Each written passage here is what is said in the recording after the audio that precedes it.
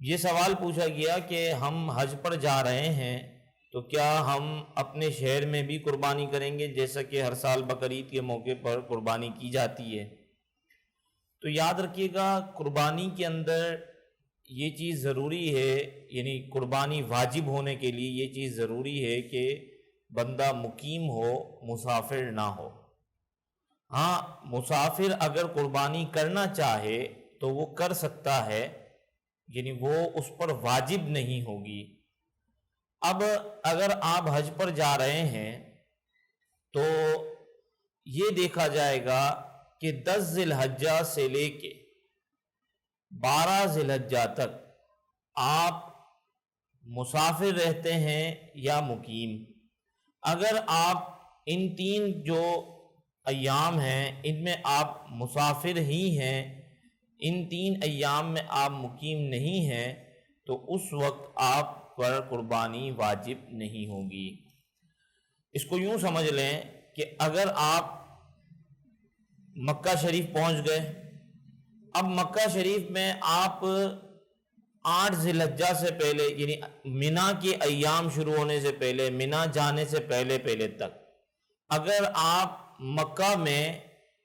15 دن گزارتے ہیں تو آپ ہو گئے مقیم۔ اس میں 75 نمازوں کا حساب ہوتا ہے، تو اس وقت آپ ہو گئے مقیم۔ اب جب مکہ شریف کے اندر آپ نے 15 دن یعنی 75 نمازیں آپ نے پڑھ لیں تو یہ ہو گئے آپ مقیم۔ اب آپ منا جاتے ہیں تو منا کے اندر بھی آپ مقیم ہی ہوں گے۔ پھر عرفات آپ جائیں گے، عرفات جائیں گے، مزدلفہ جائیں گے، دوبارہ منا آئیں گے۔ یہ 8 ذی الحجہ سے 12 ذی الحجہ تک جتنے بھی ایام ہوں گے یہ سب آپ مقیم ہی ہوں گے۔ اب اس صورت میں آپ نے ایک تو حج کی قربانی دینی ہے، اگر آپ حج تمتع یا حج قران کر رہے ہیں، جیسا کہ عموماً باہر سے جانے والے جنہیں آفاقی کہا جاتا ہے، پاکستان، ہندوستان یا دیگر علاقوں سے جانے والے لوگ جو حج کرتے ہیں وہ عموماً حج تمتع ہوتا ہے یا حج قران ہوتا ہے، تو ان کو ایک تو حج کی قربانی کرنی ہے، لیکن دوسری قربانی جو وہ ہر سال کرتے ہیں اپنے شہر کے اندر، تو وہ قربانی اگر مقیم ہے تو وہ واجب ہو جائے گی۔ اور میں نے آپ کو بتا دیا کہ اگر وہ مکہ کے اندر 15 دن گزار لیتے ہیں تو اب ایام حج کے اندر وہ مقیم ہی ہوں گے، وہ مسافر نہیں ہوں گے۔ اگر منا کے ایام شروع ہونے سے پہلے یعنی منا جانے سے پہلے تک اگر ایسا شخص ہے کہ جس نے مکہ میں 8 دن گزارے، 7 دن گزارے، 10 دن گزارے ہیں اور 75 نمازیں اس کو پوری مکہ میں پڑھنے کا وقت نہیں ملا، یعنی 75 نمازوں کا وقت نہیں پایا اس نے، تو وہ شخص مکہ شہر کے اندر مسافر ہے۔ اب وہ اگر منا جائے گا مسافر ہوگا، عرفات جائے گا مسافر ہوگا، مزدلفہ جائے گا مسافر ہوگا، تو وہ یہ تمام ایام حالت سفر میں گزارے گا، یعنی مسافر کہلائے گا۔ تو اس صورت میں اب اس پر قربانی واجب نہیں ہوگی۔ لیکن اس میں ایک مسئلہ اور بھی سمجھ لیں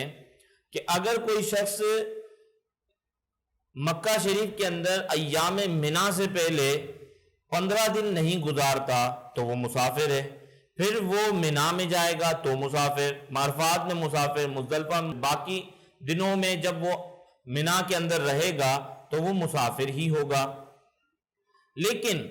اب اگر وہ دوبارہ شہر مکہ میں آتا ہے اور مکہ شہر میں آنے کے بعد اس نے اب 15 دن گزارنے ہیں، تو اب اس کے لیے مسئلہ یہ ہے کہ 12 ذی الحجہ کی مغرب سے پہلے منا کو چھوڑ کر مکہ شہر میں نہ آئے۔ اگر 12 ذی الحجہ کی مغرب سے پہلے وہ منا شہر کو چھوڑ کے مکہ میں آ جاتا ہے، یعنی وہ 12 ذی الحجہ کی مغرب سے پہلے مکہ میں پہنچ جاتا ہے، اب اس نے 15 دن مکہ شہر کے اندر رہنا ہے، تو ایسا شخص مقیم ہو جائے گا، گرچہ وہ پہلے مسافر تھا، منا میں مسافر تھا، عرفات میں مسافر تھا، اس سے پہلے مکہ میں مسافر تھا، لیکن چونکہ بعد والے دنوں میں اس نے 15 دن گزارنے ہیں اور اس کے بعد اس کا مدینہ شریف کا سفر ہے، تو اب وہ 12 ذی الحجہ سے پہلے اگر پہلا ذی الحجہ کی مغرب سے پہلے اگر وہ مکہ میں آ جاتا ہے تو اس پر قربانی واجب ہو جائے گی، اور اگر 12 ذی الحجہ کی مغرب کے بعد مکہ میں آتا ہے تو اس پر قربانی واجب نہیں ہوگی۔ تو یہ مسئلہ جو ہے وہ آپ کے امید ہے کہ ذہن نشین ہو گیا ہوگا۔ تو اگر آپ ہر سال قربانی کرتے ہیں اور اللہ نے آپ کو استطاعت اور توفیق دی ہے تو آپ اس سال بھی قربانی کر لیجئے، اور اگر آپ جو ہے وہ